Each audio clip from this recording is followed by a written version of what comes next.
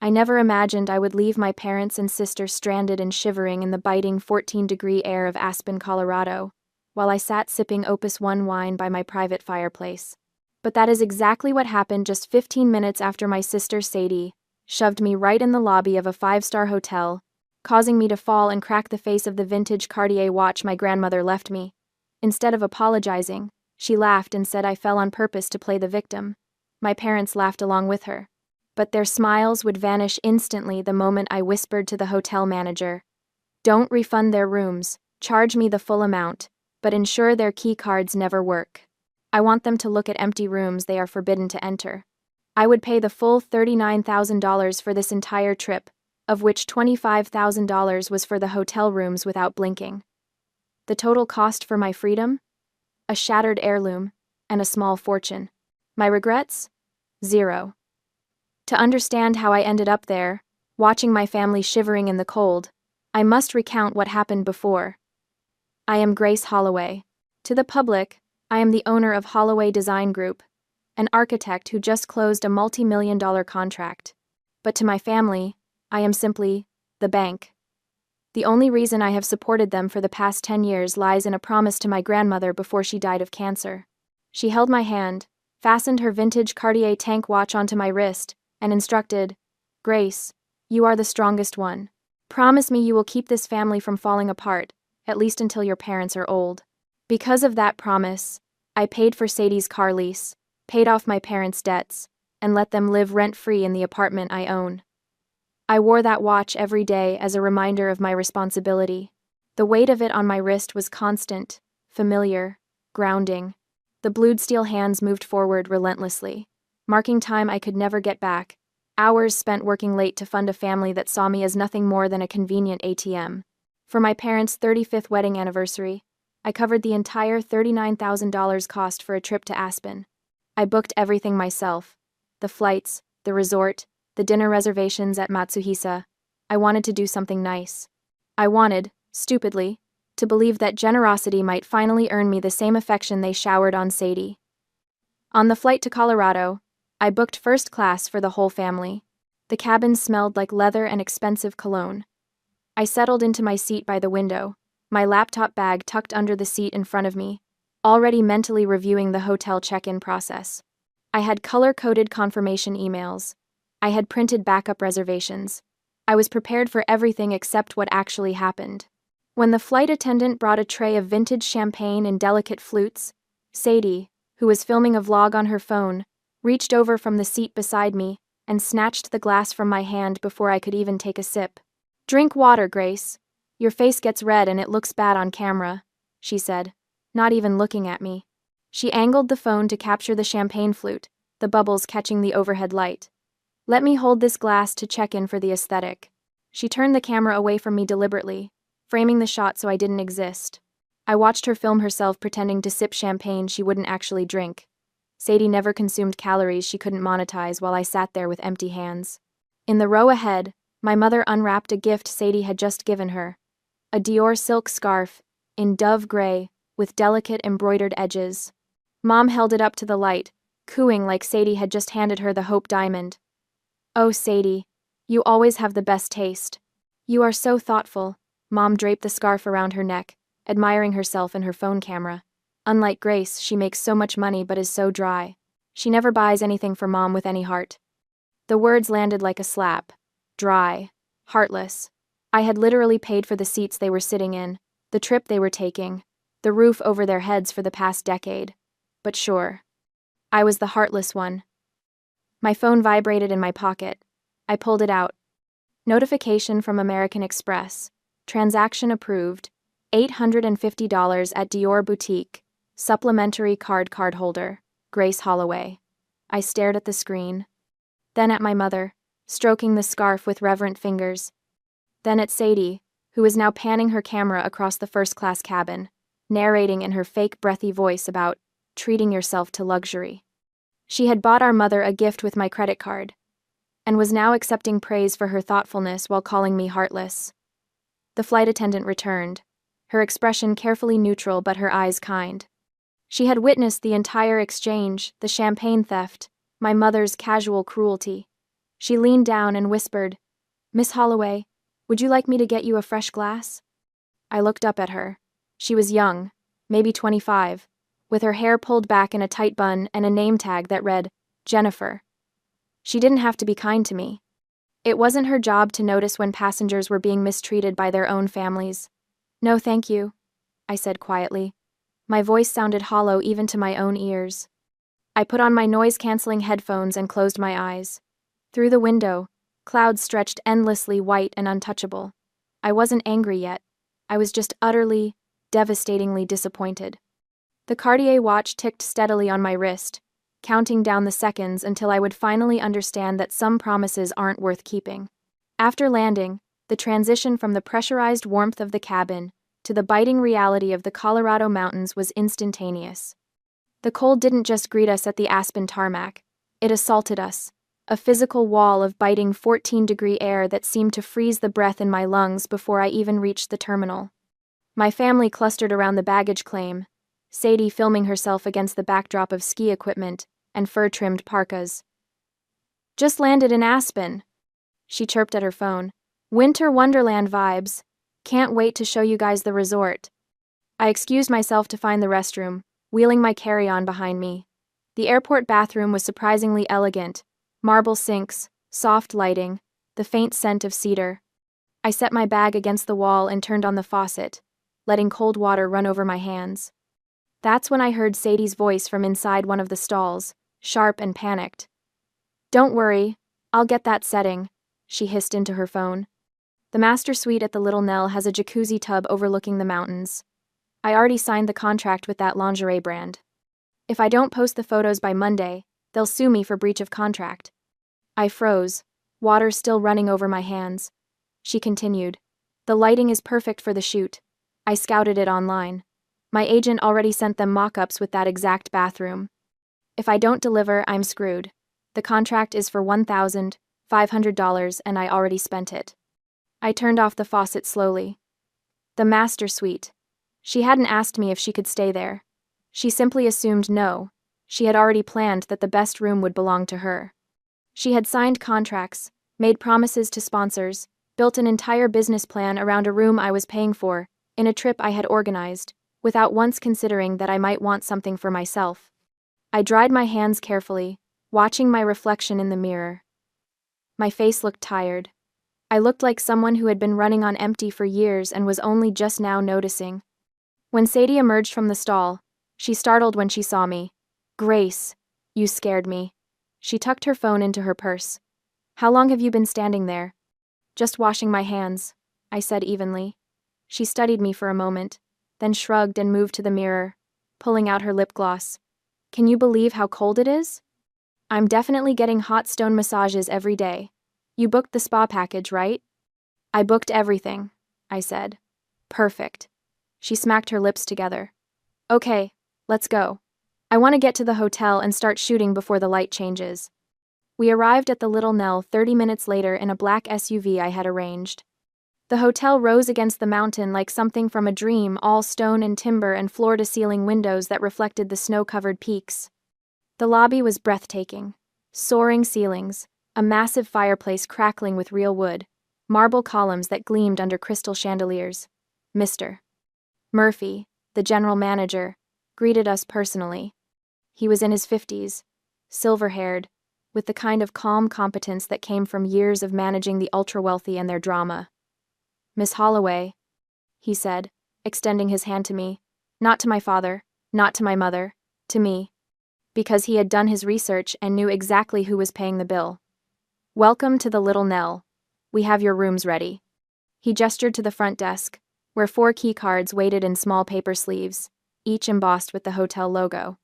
Sadie lunged forward immediately, her hand shooting out to grab the card labeled Master Suite. I caught her wrist. "No, Sadie." She looked at me like I had just spoken in a foreign language. "What?" "You didn't pay for this trip," I said, my voice low and level. "The master suite is mine. You can take one of the deluxe rooms downstairs." Her face transformed. The Instagram smile vanished, replaced by something ugly and desperate. "Don't be so selfish. You don't even take photos. I need that room." "That's not my problem." "Give it here." She lunged at me, grabbing the strap of my Bottega Veneta bag where I had tucked the keycards for safekeeping. I held the bag tight instinctively, pulling back. Sadie, stop. We struggled for a moment, right there in the middle of the lobby. Her perfectly manicured nails dug into the leather. My shoulder wrenched as she yanked harder. People were staring now, well-dressed guests pausing mid-stride, a couple at the concierge desk turning to watch. Then Sadie did something I will never forget. She smirked. And she released her grip with full force, a deliberate shove that sent me stumbling backward. The sudden loss of resistance threw off my balance. My high heels Louboutin pumps I had bought for client meetings, elegant but impractical, slipped on the polished marble floor. I fell hard, my left wrist smashing violently against the marble column behind me before I hit the ground. The impact rang out dry and harsh, tearing through the quiet space. I looked down at my wrist, at my grandmother's watch. The sapphire crystal, once transparent and proud, had turned into a chaotic spiderweb of white cracks. At the point of impact, the glass had shattered completely, exposing the Roman numeral dial beneath, now scratched by sharp debris.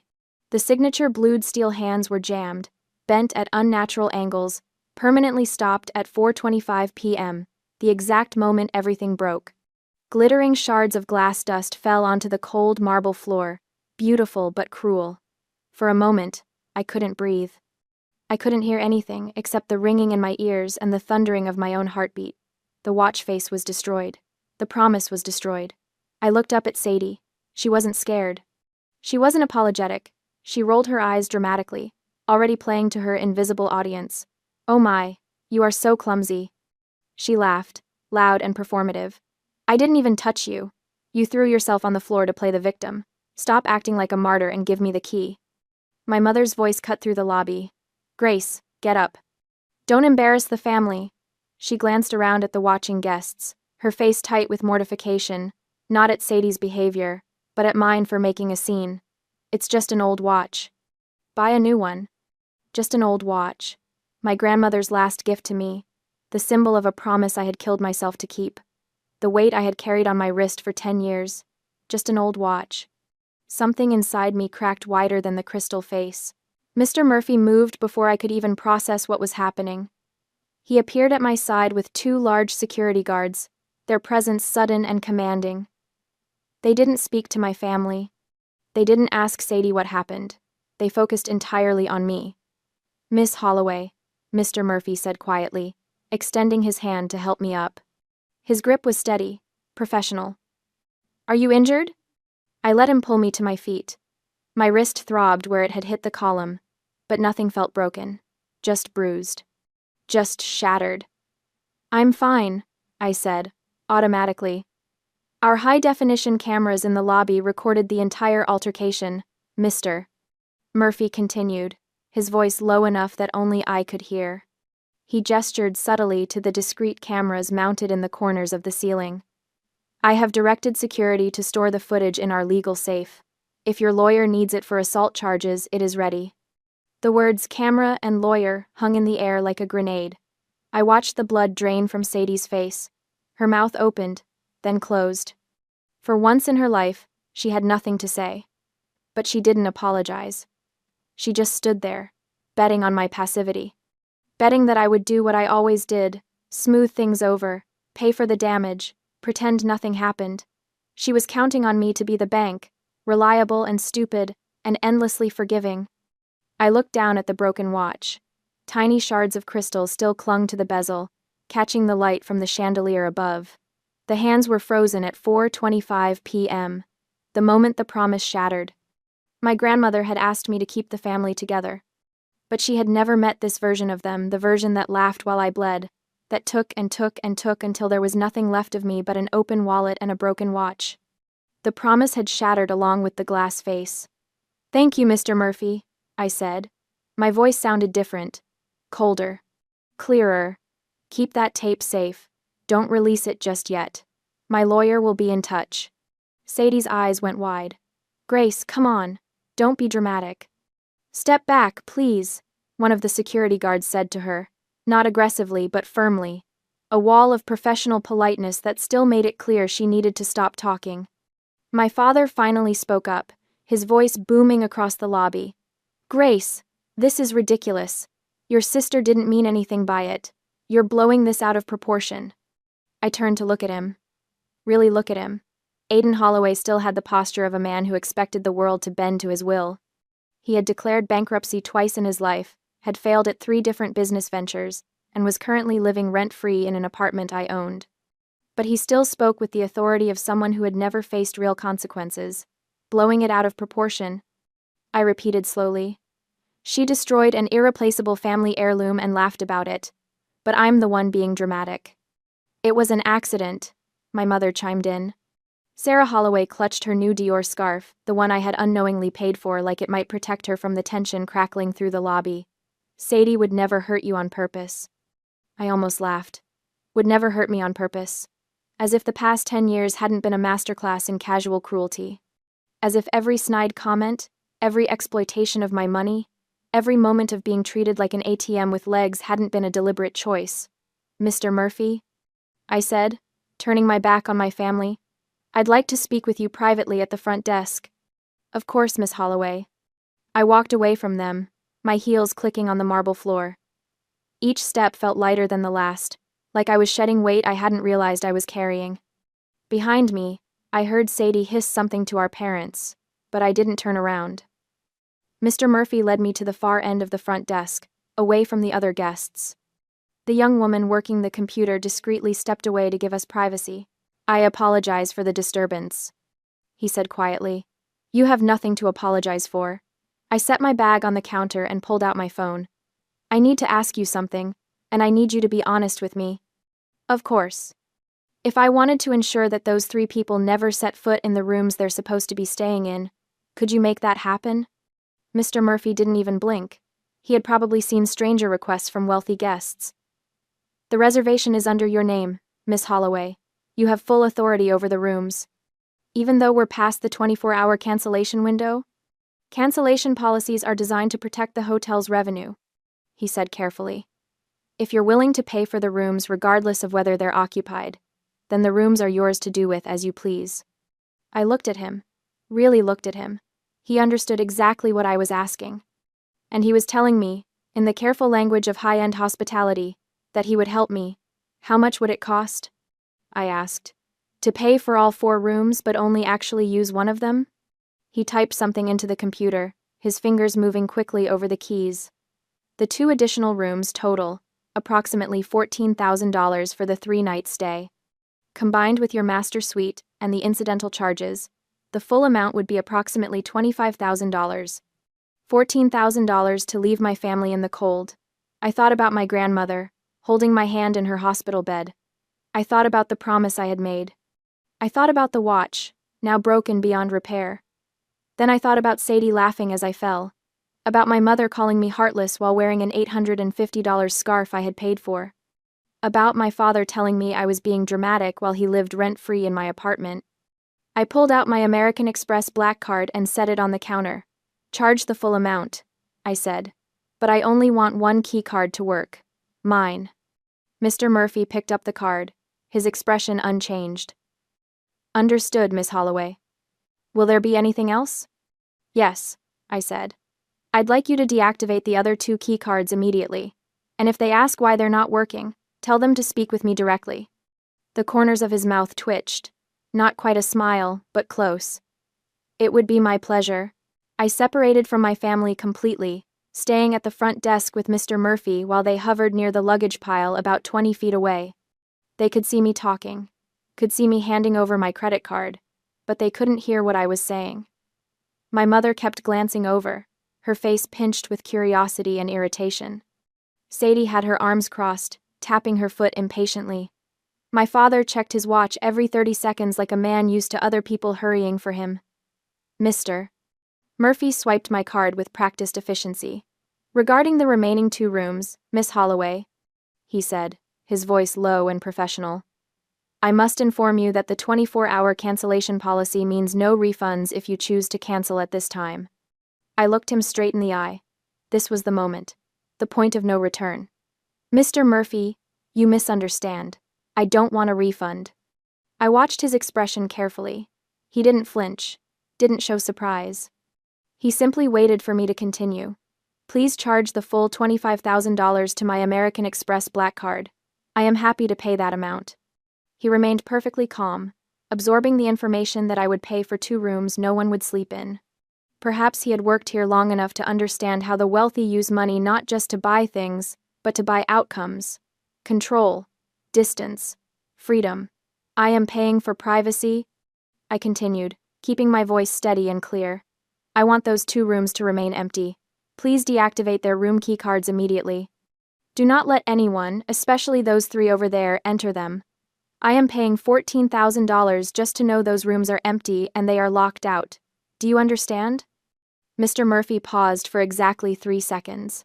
Then he nodded with professional respect, the kind reserved for clients who knew exactly what they wanted and had the means to make it happen. Understood, Miss Holloway. The rooms are paid for and sealed. No one will enter. He processed the transaction with smooth efficiency. I watched the numbers flash on the screen. $25,000. Charged, approved, done. He handed me back my card along with a single key card in a paper sleeve. Your master suite is on the 5th floor, room 512. The elevator is to your left. Is there anything else I can assist you with? Actually, yes. I tucked the key card into my bag. When they try to use their key cards and realize they don't work, I imagine they'll come back here demanding answers. What will you tell them? His expression didn't change. I will inform them that there was an issue with their reservation, and direct them to speak with you, as you are the primary account holder. Perfect. I turned and walked toward the elevator where my family was already waiting with their luggage. They had clearly decided to go up without me, probably still assuming I was just handling some minor billing issue. Sadie was frantically swiping her key card against the elevator reader. The light flashed red. She swiped again. Red. Again. Red. This stupid elevator is broken.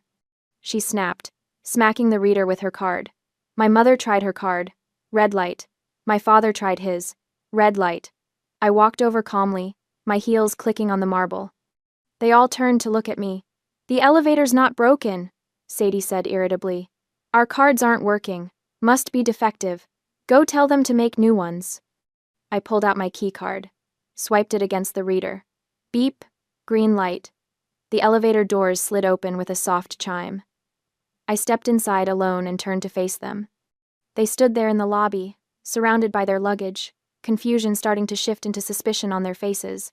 It's not broken, I said calmly. I just deactivated everyone's keys. The doors began to close. For a moment, they just stared at me through the shrinking gap in the elevator doors. Then reality hit. My father's face turned purple. He lunged forward, trying to wedge his hand between the closing doors, but he was too slow. The elevator sealed shut with a definitive click. I pressed the button for the 5th floor and watched the numbers climb. 1, 2, 3. My heart was pounding, but not with fear, with something else. Something that felt dangerously close to exhilaration. The elevator dinged. 5th floor. I stepped out into a quiet hallway, plush carpet muffling my footsteps. Room 512 was at the end of the corridor. I unlocked the door and stepped inside. The master suite was spectacular.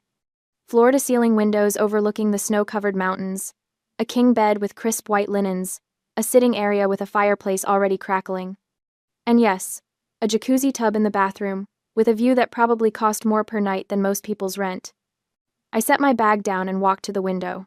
Outside, snow fell in soft, lazy flakes. Skiers dotted the slopes in the distance, tiny figures carving through powder. My phone started ringing immediately. I pulled it out. 17 missed calls, texts flooding in. Mom, where are you? Dad, this is unacceptable. Come down here right now. Sadie, are you stupid kidding me, Grace? This isn't funny. Sadie, I have a contract, I need that room. Mom, your father is talking to the manager. You can't do this to us. I muted the notifications and opened my banking app instead. American Express had a feature that let me manage supplementary cards. I pulled up the account. 2 supplementary cards were listed. Aiden Holloway, Sarah Holloway, Sadie Holloway. I selected all 3. Clicked, deactivate card. A warning popped up. Are you sure? This action will immediately cancel all purchasing power for these cardholders. I clicked, confirm. Transaction processed. Cards deactivated. My phone immediately started ringing again. I ignored it and called my lawyer instead. Richard answered on the second ring. Grace? Aren't you supposed to be on vacation? I need you to file a notice of termination of tenancy for the Chicago apartment. First thing Monday morning. Silence on the other end. Then, the apartment your parents are living in? Yes. 30-day notice. Exactly as the lease allows. I want it in writing, certified mail, the whole thing. May I ask what happened? My sister destroyed my grandmother's watch and laughed about it. My parents took her side. I'm done, Richard. File the paperwork. Consider it done. Anything else? Yes. Can you put the apartment on the market? I want it listed as soon as they're out. I'll have it listed within the hour of their departure. Grace. Are you sure about this? I looked around the master suite. At the fireplace. At the view. At the bottle of Opus One the hotel had left as a welcome gift. I've never been more sure of anything in my life. Understood. I'll handle it. I hung up and poured myself a glass of wine. The Opus One was smooth and rich, tasting like it cost exactly what it did. I sat down in the leather chair by the fireplace and finally let myself breathe. My phone buzzed.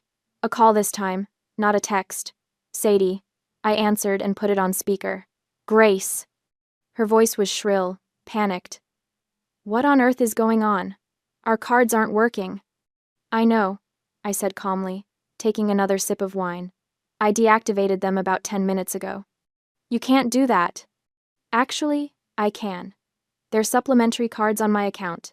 I can activate or deactivate them whenever I want. But I need... She was sputtering now, her influencer polish completely gone. I have expenses. I have bills. Then I suggest you pay them with your own money. I don't have money. You know that. That sounds like a personal problem, Sadie. My mother's voice came through the phone, shrill and desperate. Grace Elizabeth Holloway, you stop this right now. Your father and I need those cards. How are we supposed to eat? The same way everyone else does, with money you earned. We're your parents, my father roared. You owe us. I laughed. Actually laughed. I don't owe you anything. I've paid your rent for 10 years. I've cleared your debts twice. I've funded your lifestyle while you criticized me for being dry and heartless. But I'm done now. You can't just kick us out. Sadie screamed. Where are we supposed to go? I don't know, I said pleasantly. And by the way, I just got off the phone with my lawyer. We're filing a notice of termination of tenancy Monday morning. The apartment is being listed for sale. You have exactly 30 days to move out. The silence on the other end was deafening. Then my mother started crying. Grace, please, you can't do this to us. We're family. Family doesn't destroy irreplaceable heirlooms and laugh about it. Family doesn't exploit someone for 10 years and call them selfish when they finally say no. You made your choices. I'm making mine. What about the hotel? My father demanded. We don't have anywhere to sleep. That's not my problem. I paid for the rooms. But I paid to keep them empty, not for you to use them. Mr. Murphy has been very accommodating. This is insane, Sadie shrieked. You're being psychotic.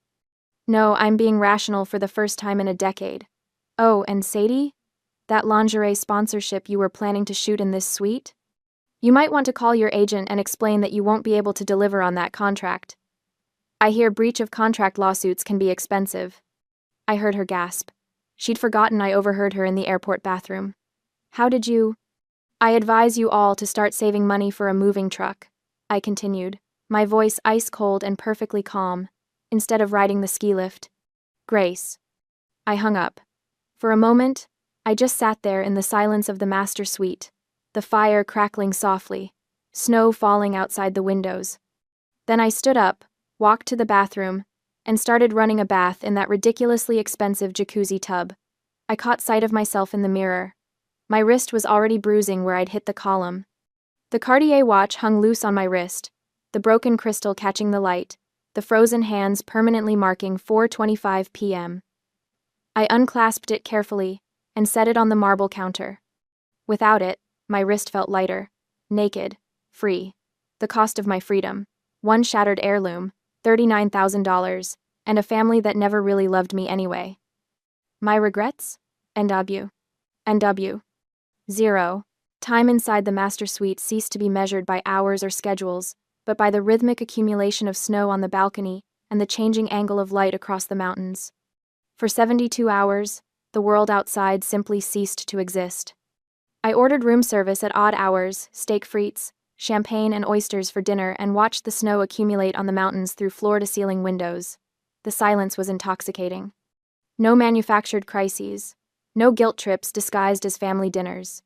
Just me, the crackling fireplace, and the kind of peace I hadn't felt in years.